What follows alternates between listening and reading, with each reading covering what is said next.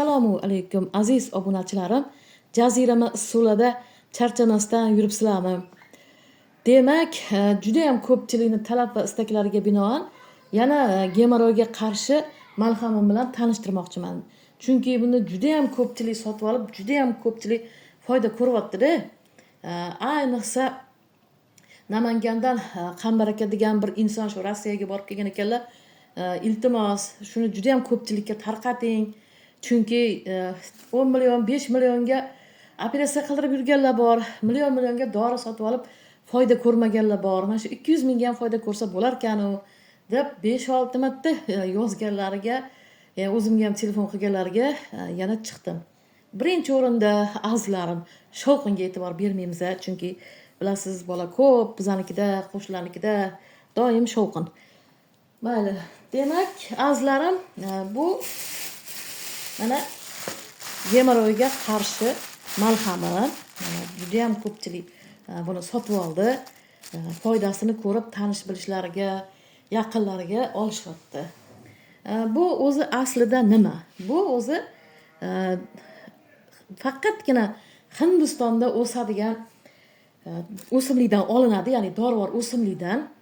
Buni endi har xil nomi bor-da. Ba'zida madduyam deyishadi, manduyam deyishadi. Har xil viloyatda har xil nomlashadi. Bizga nomi muhim emas, o'zi muhim.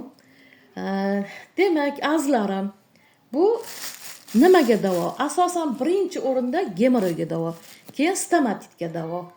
Keyin buni yaxshilab shu yo'li bilan ishlatilsa, revmatizmga ham davo. Lekin baribir men garantiya beraman, gemoroyga bu 100% davo. Endi qaysi turdagi, mana gemoroyni ham juda ham turlari ko'p. Masalan, shamollashdan, og'ir ko'targandan, tug'ruq paytida ham odamlar gemoroyga chalinib qolishadi. Yiringlik, qoniydigan gemoroylar bor. O'zi hech qaysi kasal yaxshi emas. Hammasi yoqim, lekin baribir eng yoqimsizi gemoroy hisoblanadi. Xullas, qabziyatdan ham gemoroy bo'lib qoladi odamlar. Xullas, gemoroyni bu 100% tuzatadi azizlarim. Tuzatmasa pulinglarni qaytarib beriladi. Endi qanaqa yo'l bilan ishlatiladi desangiz, men har safar ko'rsataman. Qo'lingizga yo perchatlik taqib olasizlar yoki oddiy spirt bilan qo'linglarni yaxshilab ishqalab olasizlar. Keyin mana masalan qanaqa bo'lsa ham tozza idish olamiz, mana idishni olamiz-da. 5 gram yoki 6 gram o'lchab, mana shu yetadi bir kunga. Mana 5 gram yo 6-7 gram ham olsanglar bo'ladi. Lekin 6-7 gram shu yetadi. Hop, mana oldi u. Mana taxminan men mashta 7 gram soldim. Chunki qo'limizga ham o'rganib ketganda, ba'zilarga men dori ham tayyorlab beraman. Keyin mana oddiy vazelin. Qanaqa turdagi bo'lsa ham vazelin. Endi vazelinni meniki xolodilnigim ozgina yaxshi ishlamayapti, shuning uchun to'g'risi yumshab qolibdi-da. Endi sal quyuqroq, qattiqroq vazelin bo'lsa yana ham yaxshi. Lekin baribir xolodilnikda qotiriladi bu. Hop, demak mana vazelinni soldi u. Mana bitta qoshiqdami, nimada bo'lsa ham mana shu aralashtirasizlar. Teppa-teng solib, mana shunaqa qilib, mana ko'rsatganimdek, mana ko'ryaptimi? Yaxshilab aralashtirasizlar. Mana. O'zi mas holiga keladi mana shu. Mas holiga kelgandan keyin, mana yaxshilab aralashgandan keyin mana quyuq surtma, ya'ni ruschasiga maz deyiladi. Maz holiga keldi. Demak, endi buni sekin mana oldinglar. Qo'lingizga shunday qilib oldinglar. Endi bundan uzunchoq shakl yasaymiz. Mana shu xuddi shunaqa shaklda mana uzunchoq qilib shakl yasaymiz. Mana yasab, shuni xolodilnikka 5 minutgami, 10 minutgami qo'yasizlar. Qotish kerak-da bu. Qotish kerak yaxshilab. Shu qotgandan keyin uyqudan oldin, faqatgina bir mahal uyqudan oldin shu orqa teshikka yaxshilab avaylab, orqa teshikni xohlagan yangi kirsovi bilan yoki margansovga yoki chayni soda bilan, albatta issiq suvga yuvib bo'lgandan keyin sekin buni kirgizasizlar. Bir narsani aytay, buni qo'yganingdan keyin baribir uncha muncha og'riq bo'ladi. Lekin og'ritsa siz qancha og'ritsa shuncha xursand bo'lingki, siz mana shu darddan qutulib olasiz.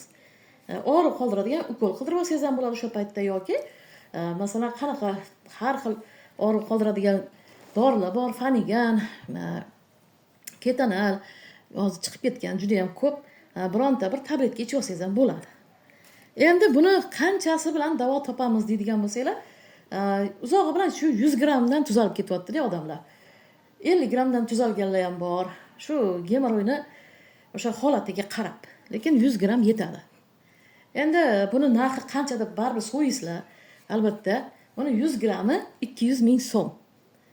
100 grammi 200 ming so'm. Endi azizlarim, buni siz qayerda turasiz, qanaqa qilib olamiz deganlarga, buni men o'zim Toshkentda turaman, Yangiyo'l tumanida. Xohlang hozir bir joydan bir joyga narsa jo'natish muammo emas. Chet ellarga ham jo'natishyapti odamlar. Koreyalardan olib kelishyapti. Mana o'zim Malayziyalardan ham olib kelaman. Xullas, bir joydan bir joyga, ayniqsa O'zbekistondan O'zbekistonga muammo emas. Xohlang taksida berib yuboraman, xohlang BTS pochtadan berib yuboraman, xohlang Express pochtalar ham ishlab turibdi. Xullas, shundan men berib yuboraman. Endi buni yana savol berasizlar, O'zbekistondan topa olamizmi? Yo'q, sizlar buni O'zbekistondan topa olmaysizlar. Endi men birovning mahsulotini yomonlamoqchi emasman. Topsanglar ham falsifikasini topasizlar. Bunga hamma narsalar aralashtirib olishadi. Chunki bu juda ham qimmatga keladi. Uni ko'paytirish uchun juda ham tadbirkorlar aralashtirishyapti. Buni o'zi shundoq hidlaganingizda o'zi hidi o'tkir bo'ladi-da. Xullas, shu azizlarim, kimga kerak bo'lsa, men nomerlarimni yozib qo'yaman. Keraklar murojaat qiling. Shu 100 grammi 200 ming so'm. Agar tuzalmasanglar, pulinglar men javob beraman, qaytarib beraman. Unaqa holatga ham tushmayman, men javob beraman men o'zimning mahsulotimga. Xudo xolasa, shu 100 grammdan shu 200 mingga shu gemoroydan bir umrga qutulib ketasiz, azizlarim.